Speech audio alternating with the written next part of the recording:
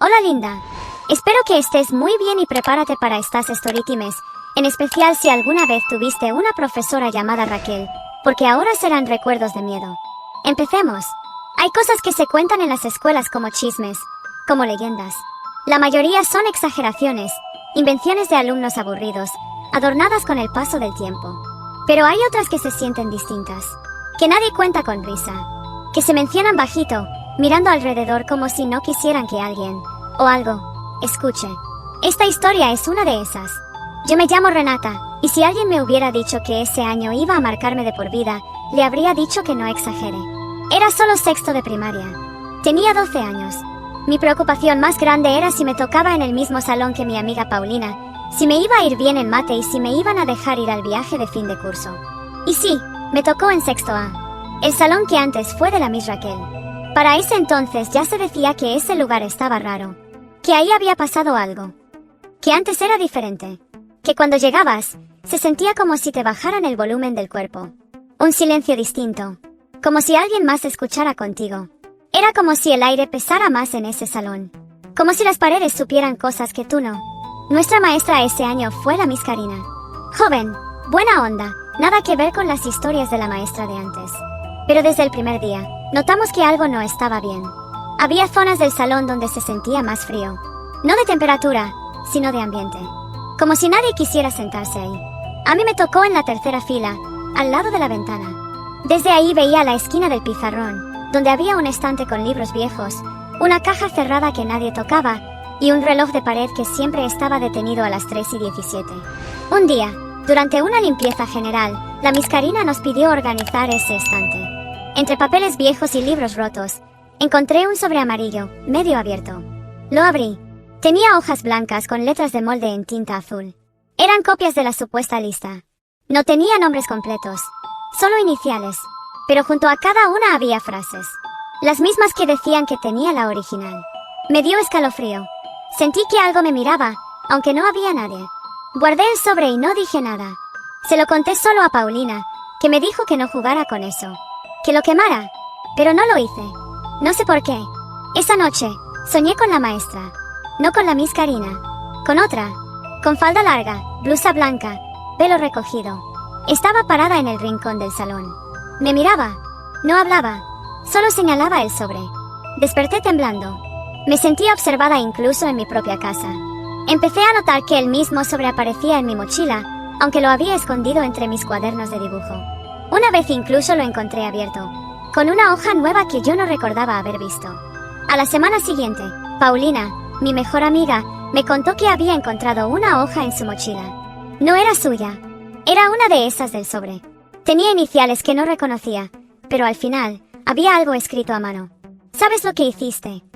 Pensamos que era una broma, de alguien del grupo, pero no era chistoso. Paulina empezó a actuar diferente. Nerviosa, se aislaba, no quería pasar la tarde conmigo como siempre. Una noche me llamó llorando. La vi, en mi ventana. No estaba soñando, Renata. Estaba parada ahí. Me miraba. Tenía una hoja en la mano. Después de eso, dejó de ir a la escuela unos días. Dijeron que tenía una infección en el estómago, pero cuando volvió, estaba pálida. Dijo que no quería hablar del tema, y que no pensaba volver a acercarse a la dirección nunca más. Se sentaba lejos del escritorio, evitaba los espejos. Cuando pasábamos por la biblioteca, miraba hacia abajo. Poco a poco, más cosas comenzaron a pasar. Un chavo del grupo B, Alonso, fue sorprendido sacando una hoja del buzón de quejas de la escuela. Era otra lista, con nombres más recientes. Nadie supo cómo llegó ahí, pero él juró que alguien, una mujer, le había dicho que la tomara, que no quería hacerlo, pero que sintió que no tenía opción. Lo suspendieron. Nunca volvió. Después de eso, el grupo completo cambió. Algunos empezaron a faltar. Otros decían que sentían pesadez en el pecho al entrar al salón. Se hablaba de sombras que cruzaban detrás del escritorio, aunque nadie se movía. Una vez, durante un simulacro de sismo, alguien juró haber visto la silueta de una mujer en el fondo del patio, justo donde daban los ventanales del salón de sexto A. Yo ya no dormía bien. Empecé a investigar, a buscar a exalumnos. Encontré a una chica que iba 2 años arriba de mí, Laura. Me dijo que en su generación también había aparecido la lista y que 3 compañeros suyos tuvieron problemas. Uno Se desmayó en el salón sin razón. Otro se cambió de escuela. El tercero, nadie lo volvió a ver. Ella nunca encontró su hoja, pero siempre sintió que había algo que la observaba. Me contó que la Miss Raquel no se retiró, que la encontraron encerrada en el salón, sola, con las luces apagadas, diciendo nombres en voz baja. Que el intendente la encontró así porque la luz seguía prendida en la madrugada. Que después de eso, desapareció. Literal. Nadie supo si se fue, si se enfermó, si la internaron. La escuela nunca dio una explicación. Solo se cambió la cerradura del salón y se pintó la pared del fondo. A escondidas. Eso nunca lo contaron a los padres, ni a los nuevos profesores. Laura me dijo algo que nunca olvidé. La lista no te castiga, solo te enfrenta. Y eso es lo más duro. Un viernes, antes de salir, vi una hoja doblada dentro de mi mochila. No la puse yo. La abrí con cuidado. Estaba mi nombre, Renata L. A un lado. No pide perdón porque cree que nadie la ve. Sentí que el piso se me iba, porque era cierto. Yo había lastimado a una niña, Valeria, meses antes. Un pleito tonto. La empujé y la ignoré cuando lloraba. Nunca le pedí perdón. Pensé que ya se le habría olvidado. Pero a mí no. Me lo recordaba cada noche. Y ahora, alguien más también. Esa noche soñé con la Miss Raquel. Me señalaba el corazón. Y después el papel. Y luego desaparecía. Al despertar, lloré. Y no por miedo, sino por culpa. Pero algo dentro de mí también sintió alivio. Porque al menos, por fin, alguien sabía la verdad. Aunque fuera una lista.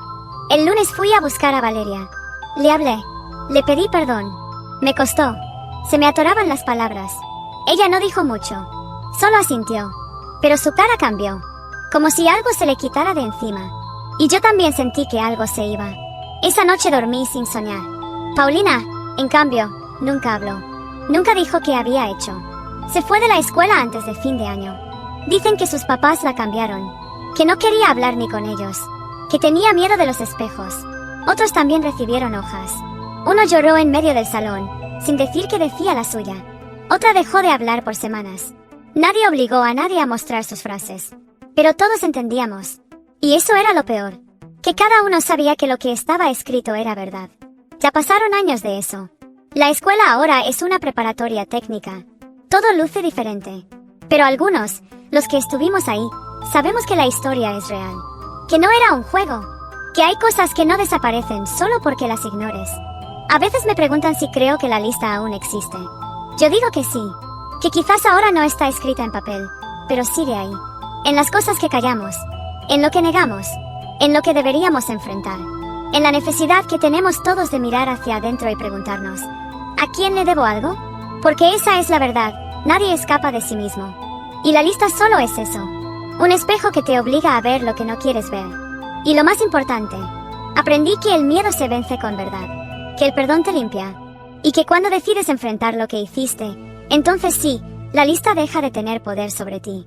Ahora, la siguiente storytime. Si eres alguien que se mira mucho al espejo, quizás no vuelvas a hacerlo después de esta historia. Empecemos. Dicen que cada familia tiene secretos. Algunos son cosas pequeñas, historias que los adultos no quieren contar, chismes del pasado, rencores guardados. Pero hay otros que no se pueden decir en voz alta. Porque no son solo recuerdos, son advertencias. Esta historia la cuenta Mariana como algo que vivió. Y aunque muchos digan que está exagerando, quienes la conocen saben que desde ese día, Mariana ya no volvió a ser la misma. Todo empezó un viernes por la tarde. Mariana se había ido a casa de su mejor amiga, Daphne. Iban a hacer tarea, ver películas y dormir ahí. Daphne vivía en una privada tranquila, de esas donde todas las casas son iguales, pero la de ella tenía algo distinto. Un jardín trasero enorme, con árboles altos, una barda vieja y una especie de casita de herramientas que casi nadie usaba, pegada al fondo, justo donde terminaba el pasto y empezaba el terreno baldío. La mamá de Daphne se había ido al súper. Su papá estaba de viaje, así que estaban solas, con la casa para ellas. Eran como las 6 de la tarde. Mariana estaba sentada frente al espejo del tocador de Daphne, probándose un delineado que había visto en TikTok. Daphne estaba acostada en la cama, viendo su celular. El ambiente era tranquilo, normal, casi aburrido. Habían comido palomitas, escuchado música, y la tarde se sentía larguísima. Una de esas tardes donde todo parece repetirse. De pronto, Daphne se incorporó de golpe, sin decir nada.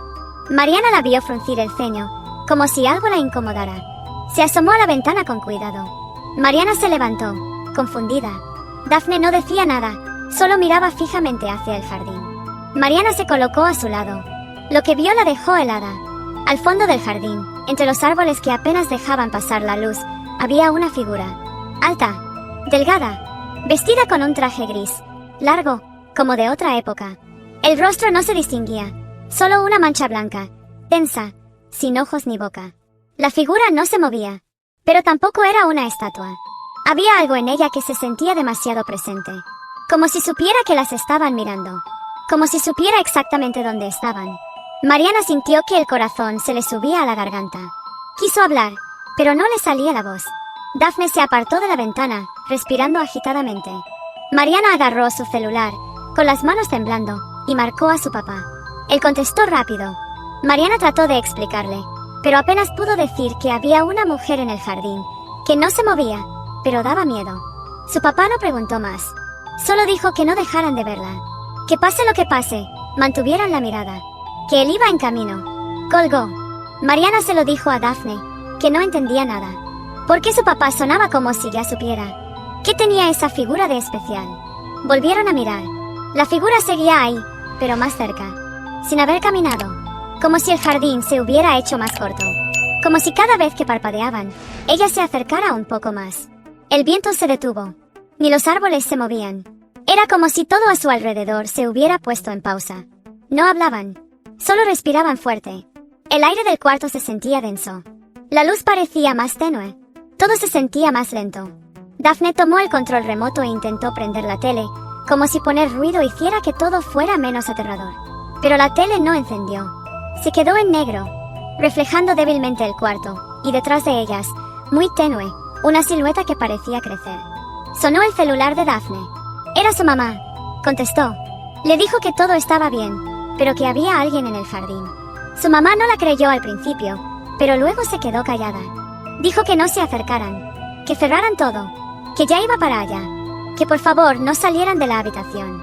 Mariana y Daphne se miraron. Tenían que cerrar la casa, pero no podían dejar de ver a la figura. Decidieron que una la vigilaría mientras la otra aseguraba todo. Mariana propuso bajar. Daphne se quedó mirando. Mariana bajó corriendo. Cerró puertas, echó cerrojos, trabó ventanas. Le temblaban las manos. Cada vez que pensaba en la figura, sentía que algo se le metía en el pecho, como si le quitara el aire. Antes de volver a subir, se detuvo en la cocina. La luz del refri parpadeó cuando lo abrió para tomar agua. En la ventana sobre el fregadero, algo se movió. Mariana cerró los ojos y contó hasta 3. Cuando los abrió, no había nada, pero sabía que algo estaba mal. Subió otra vez. Daphne estaba pálida. Le dijo que ahora la figura estaba en la terraza, justo debajo de la ventana del cuarto. Mariana se asomó, pero no vio nada. Le dijo a Daphne que no había nadie. Daphne insistió que sí. Estaba parada ahí, entre las macetas, justo donde daba la sombra. Fue ahí cuando todo se rompió, porque si una la veía y la otra no, entonces ya estaba adentro. Un golpe sonó en la puerta del cuarto.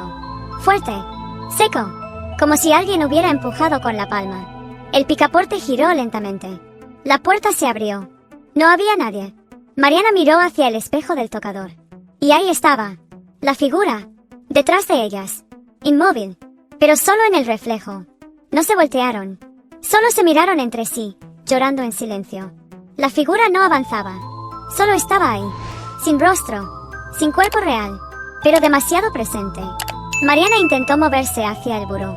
Quería alcanzar su celular, pero no podía. Cada paso que daba la acercaba al espejo, y eso la paralizaba. El timbre sonó. Mariana se levantó, sin dejar de mirar el espejo. Abrió la puerta. Era su papá. Traía un marco de vidrio grande. Entró sin decir palabra. Colocó el marco frente al espejo. La figura pareció alterarse. Se movió de forma rara, como si al verse a sí misma, se deformara. Retrocedió. Se estiró. Se encogió. Y luego, desapareció, como si se hubiera disuelto en el aire. El papá rompió el vidrio. Les pidió que se sentaran. Les explicó que esa figura había aparecido cuando él era joven, que solo se manifestaba cuando había algo mal en la casa. Un enojo fuerte, un silencio que pesaba, que se alimentaba del descuido, de los conflictos que no se resolvían, que si aparecía una vez, podía volver. pero que si hacían lo correcto, si hablaban, si decían lo que sentían, no tendría fuerza para regresar. Daphne bajó la mirada. Ese día, habían discutido fuerte con su mamá. Le habían gritado. La habían hecho llorar. Y luego se encerraron en el cuarto, ignorándola. Y la figura apareció. Esa noche nadie durmió. Al día siguiente, se disculparon con su mamá.